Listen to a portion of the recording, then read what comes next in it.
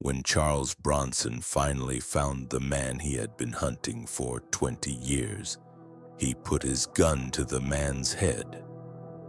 But the voice he heard before pulling the trigger would change his entire life. In the winter of 1889, in the small town of Silvertown in the Nevada desert, Charles Bronson dismounted his horse. 42 years old, stern-faced with cold determination in his eyes. He had been searching for the same man for 20 years, Jack Sullivan. Sullivan was the man who killed Bronson's family, his wife Maria, his 5-year-old son Tommy. That terrible night in 1869, he had taken everything from him. Bronson pushed open the door of the town's only saloon. Inside was smoky with a few people drinking. The bartender looked old and tired. "I'm looking for Jack Sullivan," said Bronson in a cold voice. The bartender stepped back. I don't know who that is." Bronson placed a silver coin on the table. "You better know." The bartender looked at the coin, then into Bronson's eyes. "In the cabin by the old mine. But be careful, that man is dangerous."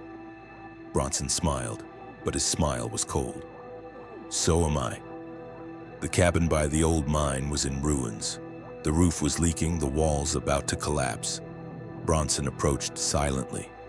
He checked his Colt 45, 6 bullets. He only needed 1. He slowly pushed the door. Inside was dark.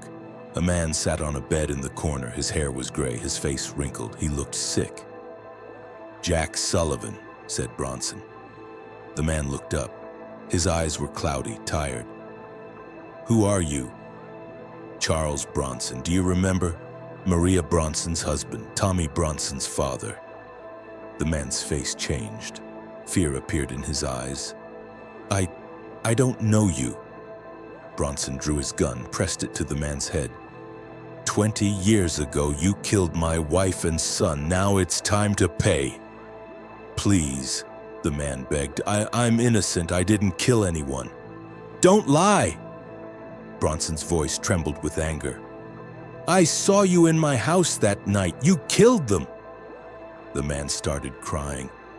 "I swear it wasn't me. I'm a con man, a thief, but not a killer." Bronson put his finger on the trigger.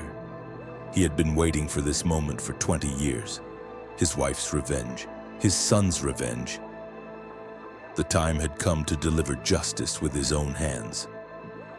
But just then a voice came from outside the cabin, thin, childish. Papa, are you inside?" Bronson froze. So did the man. That voice shattered Bronson's heart. "Tommy," he whispered. "Tommy, is that you?" The door opened. A young man in his 20s entered. He looked very much like Bronson's son, Tommy.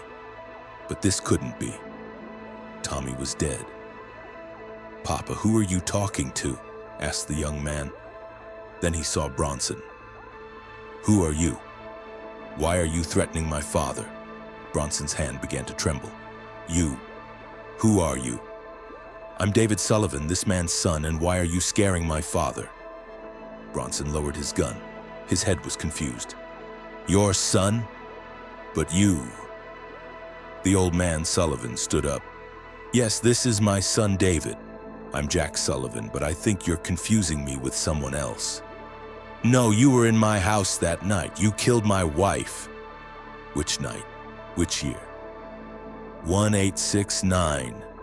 June. In Colorado at Pine Ridge, Sullivan thought. "In 1869, I was in California working in the gold mines. David was only 5 years old with my wife, Mary." David intervened. "Papa's right. I remember that time. After Mom died, we always traveled together." Bronson's world was spinning. But I saw you." Sullivan shook his head. "Maybe you saw someone similar. Or maybe that night was so chaotic you couldn't be sure." Bronson collapsed to the ground. 20 years of anger was crumbling in an instant. I saw you that night," he whispered. The house was burning, Maria and Tommy were dead. You were running away? What did that man look like? Asked Sullivan. Tall, bearded, dark hair, like you. Sullivan and David looked at each other. Papa, said David.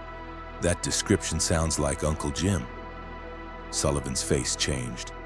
Jim Sullivan, my brother. Bronson looked up. Your brother? Yes, Jim Sullivan. He went down a bad path. Robbery, murder, but we share the same last name. We have the same appearance. Where is he? Sullivan looked sadly. Dead. 5 years ago, the sheriff killed him during another robbery. Bronson's gun fell from his hand. For 20 years, he had been hunting the wrong man. His wife and son's killer was already dead. And he was about to kill an innocent man. I'm sorry, said Bronson, crying. I'm sorry. I hunted the wrong man for 20 years. Sullivan knelt beside Bronson. I understand your pain. I lost my wife too. To disease, but pain is the same pain. David also came over. We're not angry with you, we're just sad. You've suffered so much. Bronson looked at Sullivan. You can kill me, you have the right. Sullivan shook his head. Number, you're a victim too. Jim's victim. That night, the three men talked in the cabin. Bronson told his 20-year story. Sullivan told his own story.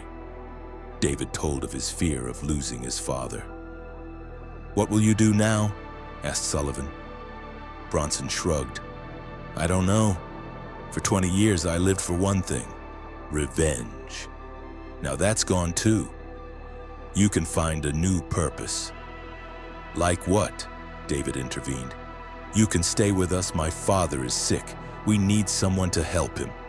Bronson was surprised. But I wanted to kill you. But you didn't, said Sullivan. That's what matters. Bronson decided to stay with the Sullivans. The first few days were strange, but slowly they got used to each other. Sullivan had lung disease. Bronson took care of him. David did small jobs in town. He earned money and brought it home.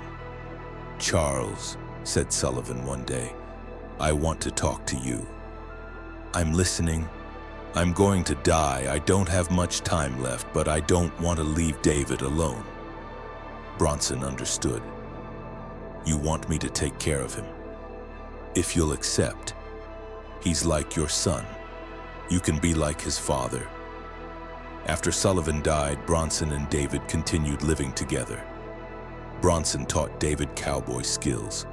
David taught Bronson how to be a family. Charles, said David one day, I want to ask you something. Ask. Are you like my father now? Bronson smiled. For the first time in 20 years, he truly smiled. If you want me to be, yes, I do. Because you're a good man when you stop being angry. You're a good son too, David. Thank you for forgiving me. Years passed. Bronson and David became respected people in town. They built a ranch together. They worked together. David got married, had children. Bronson became a grandfather. The children called him Grandpa Charles. One day, the youngest grandchild asked, Grandpa Charles, why do you always look sad? Bronson took the child in his lap. I'm not sad anymore, sweetheart. Now I'm happy. Why? Because I have a family. You're here, your father's here, your mother's here. This makes me happy. The child smiled. I love you too, Grandpa Charles. Bronson's eyes filled with tears, but this time they were tears of happiness. When Bronson grew old, he often visited Jim Sullivan's grave, but not with anger, with peace. Jim, he would say to the headstone, you ruined my life, but thanks to your brother Jack, I found a new life. In the cemetery, 3 headstones stood side by side, Maria Bronson, Tommy Bronson, and Jack Sullivan. Bronson saw them as family. All of you rest in peace, he would say. I'm no longer seeking revenge, I'm seeking love. And walking home, he knew the greatest victory wasn't killing the enemy, but killing the anger in his heart. David's children were waiting for him, preparing dinner. Bronson was no longer alone, no longer angry. Now he was a beloved family father. If this story moved you, if you believe that love can replace anger, that forgiveness can replace revenge, then this channel is for you.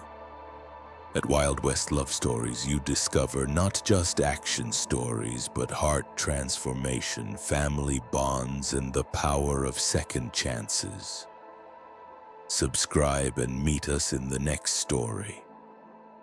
Because here, every story is also a story of redemption.